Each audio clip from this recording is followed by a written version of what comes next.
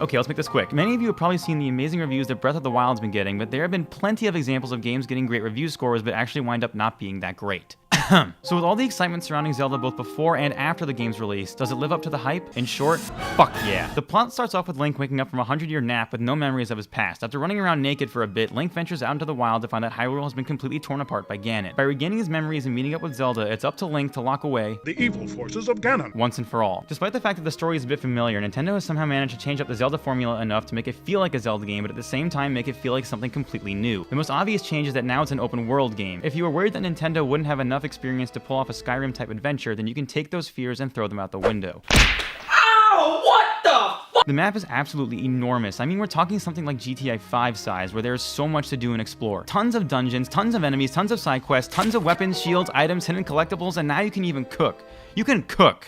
Fuck off in the dining room and you explain to the fucking customer why you're so shit. It is absolutely crazy how much shit they packed in here. Seeing all the things you recognize from the Zeldaverse in an open world game is so engrossing, and it's just one of those experiences that make you feel like a kid again. But even if you haven't played a Zelda game before, this is the perfect place to start since they completely upheaved the gameplay to fit in everything a modern day gamer needs. You can complete the dungeons in any order you want, even go directly fight Ganon if you feel ballsy enough. The puzzles are challenging but not insanely difficult, the action is intense, the side missions are addictive, and not to mention the world looks gorgeous. They also finally added voice acting into Zelda, and no, I'm not counting the CDI games. I'm going to Gamelon to aid him. It works for the story, and the voice acting is surprisingly pretty good, but it's a shame you can't name your character Dick Balls anymore. Speaking of Dick, I, along with most other reviewers on the internet, have been sucking this game's fat wiener, and rightfully so, but there are some problems that need to be addressed. There are frame rate issues at a couple of points on the map that makes the game noticeably slow down. Putting the run button exactly opposite the jump button was not a good decision, and I sometimes catching myself playing like this, and the ending sucks.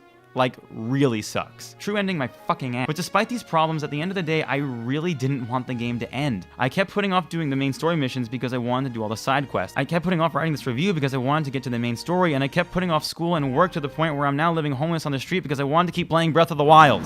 Spare some change, sir? Oh, you want some money from me? You know what a job is or a haircut? Do you? Wow, 35 cents? Have a shitty day. God hates you.